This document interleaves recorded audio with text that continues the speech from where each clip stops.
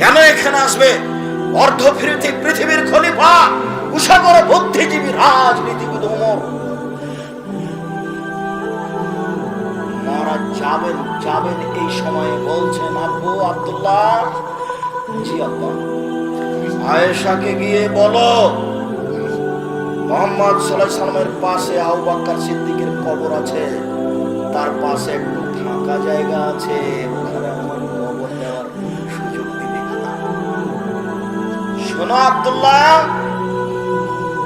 আয়েশাকে গিয়ে বলিও যে উমর কবরের জায়গা চাই।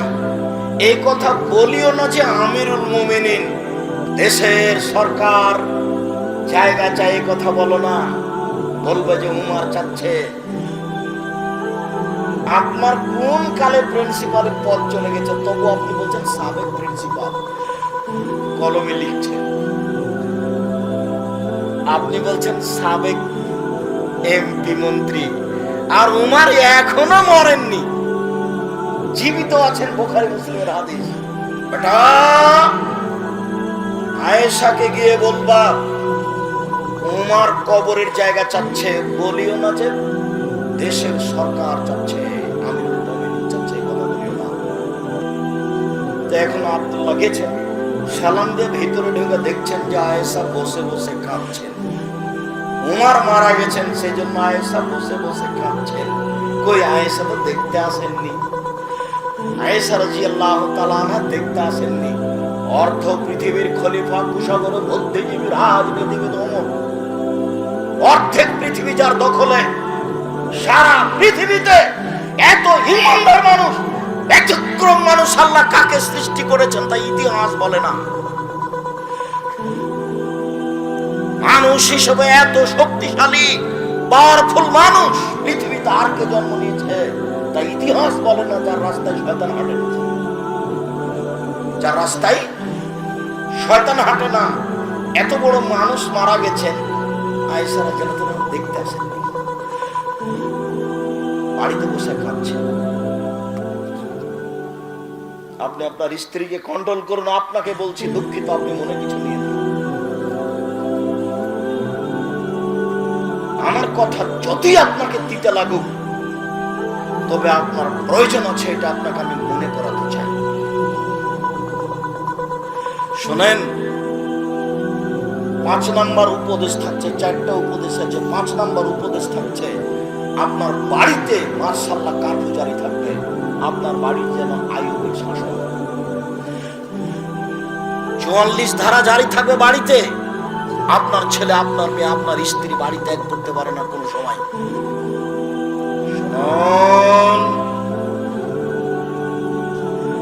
4টা কাজ করলে মহিলারা জান্নাতে যাবে, এই কথা আমি বলিনি, এই কথা মুহাম্মদ সাল্লাল্লাহু আলাইহি ওয়াসাল্লাম বলেছেন। 1, 5 ওয়াক্ত সালাত।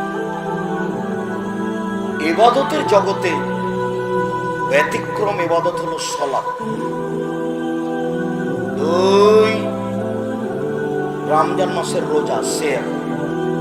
3, স্বামীকে মেনে চলা, তিতা লাগলেও মিঠা লাগলেও। উপস্থিত বৈঠকের দিনই মুসলিম বোন, আপনাকে বলছি শুনেন, আপনার স্বামীর মুখ খারাপ, দিন রাত গালি দেয়, কি করবেন?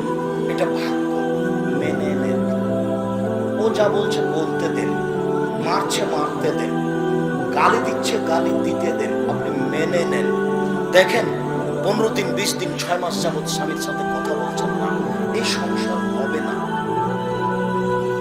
তিতা লাগুক মিঠা লাগুক, আপনি স্বামীকে মেনে চলেন।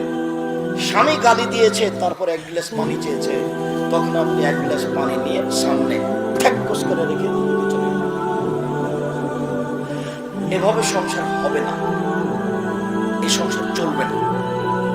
দেখেন, আমি আব্দুর রাজ্জাক বিন ইউসুফ আপনার দ্বীনি ভাই হিসেবে বলছি, আপনি আমার কথাটা মেনে নেন, স্বামীকে মেনে চলেন। শেষ পর্যন্ত যদি আপনি মনে করেন যে আব্দুল সাহেব আমার চলবে না সংসার, তা আপনি খোলা তালাক করেন।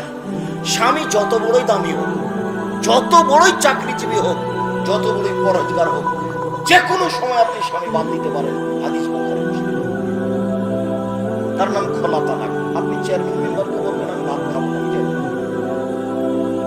একটা ব্যবস্থা করে দেবেন। আপনি নিজেকে খোলা করে নেন, আমি নিষেধ করিনি, তবে আপনাকে আমি আপনার এই স্বামীকে মেনে চলার জন্য অনুরোধ করছি। তিতা লাগলেও মিঠা লাগলেও দেখেন সামাজিক অবস্থা সুবিধা নেই, আরেকজন স্বামীর চেয়ে খারাপ হতে পারে, পরিবেশ পরিস্থিতি কি হবে বলা যায় না। দুই একটা বাচ্চাও হয়ে গেছে, কান্নাকাটি যেটাই হোক, গালি যেভাবে দেখ, আপনি মেনে নেন, ভালো হবে।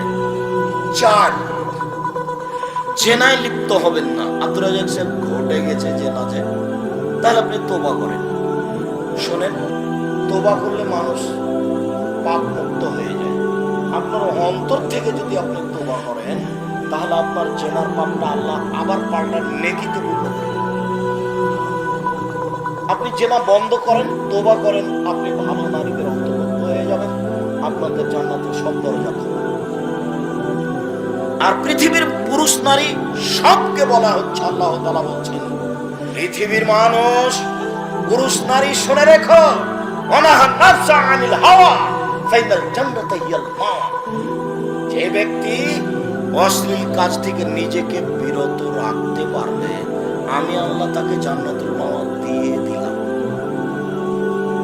যদি আপনি আজকে এই মোবাইলে প্রেমের গল্প বন্ধ করতে পারেন, জেনা বন্ধ করতে পারেন, আল্লাহ বলছেন আমি তাকে জান্নাতুল মাওয়া দিয়ে দিলাম। এটা আল্লাহর কথা। অতএব দিনী বোন, আপনি এই 4টা কাজ করেন, জান্নাতের সব দরজা খোলা। এর সাথে আপনাকে আর একটা কথা বলি, এদিকে শুনেন।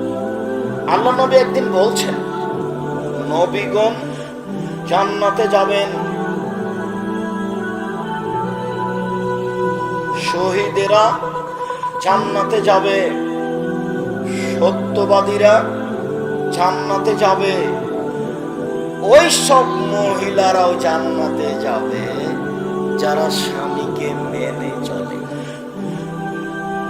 নেন এবার সিরিয়ালে আপনারা আছেন, এখনো পুরুষ আসেনি। কেউ যদি বলে, আব্দুর রাজ্জাক সাহেব শোনেন শোনেন শোনেন, বুখারী মুসলিমের হাদিস আছে এইভাবে যে ওযু করার পরে যদি কেউ বলে আশহাদু আল্লা ইলাহা ইল্লাল্লাহ ওয়াহদাহু লা শারীকা লাহু ওয়া আশহাদু আন্না মুহাম্মাদান আবদুহু ওয়া রাসূলুহু, তাহলে জান্নাতের সব দরজা খোলা। হাদিস তো বুখারী মুসলিম, এটা আপনারও যা মহিলারও তাই না, কথার বোঝানো গেল। আচ্ছা, ওযু করার পরে যদি এই দোয়া পড়ি, তো আমার জন্য জান্নাতের সব দরজা খোলা, তো মহিলা যদি পড়ে তার জন্য, তাহলে এখানে আমার ব্যক্তিগত কিছু আছে, পুরুষের জন্য কিছু আছে। মহিলাদের জন্য যেভাবে বলা হয়েছে মুহাম্মদ সাল্লাল্লাহু আলাইহি ওয়াসাল্লাম ওইভাবে পুরুষের জন্য বলেননি। শোনো, নবীগণ জান্নাতে যাবেন, শহীদেরা জান্নাতে যাবে, সত্যবাদীরা জান্নাতে যাবে, ওইসব মহিলারাও জান্নাতে যাবে যারা স্বামীকে মেনে চলে। 3টে গুণের ভিত্তিতে মহিলারা ভালো হতে পারে, 3টি গুণের ভিত্তিতে মহিলারা ভালো হতে পারে। 1, স্বামীর সাথে কথা বললে হাসি মুখে বলে। 2, স্বামী আদেশ করলে পালন করে।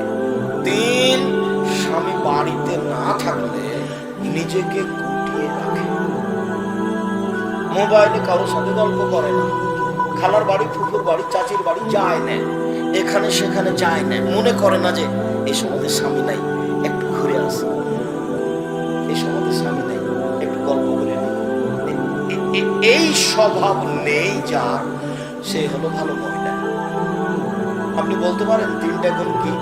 1, ভুলে গেল, স্বামীর সাথে কথা বললে হাসি।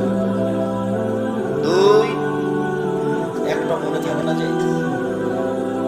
স্বামী আদেশ করলে পালন করে।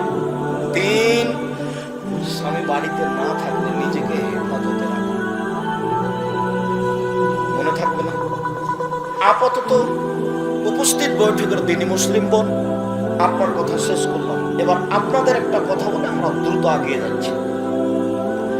রাসূল সাল্লাল্লাহু আলাইহি সাল্লামকে জিজ্ঞাসা করা হলো, আল্লাহর নবী, একজন স্বামী তার স্ত্রীর উপরে কি কি দায়িত্ব পালন করবে, কি করতে পারে একজন স্বামী তার স্ত্রীর?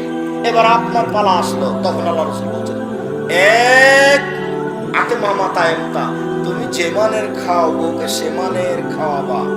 2, ফাকসুহা মাত্তাসাইতা, তুমি যে মানের কাপড় পরো বউকে সে মানের পরাবা।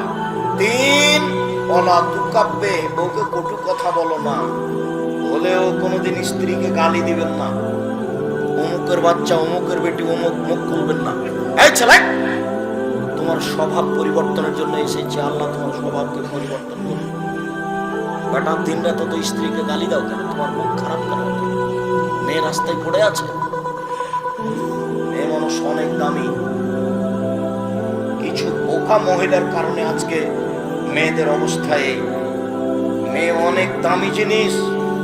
পৃথিবীতে এমন কোনো জিনিস নাই যেখানে শান্তি তৃপ্তি হতে পারে নারী ছাড়া।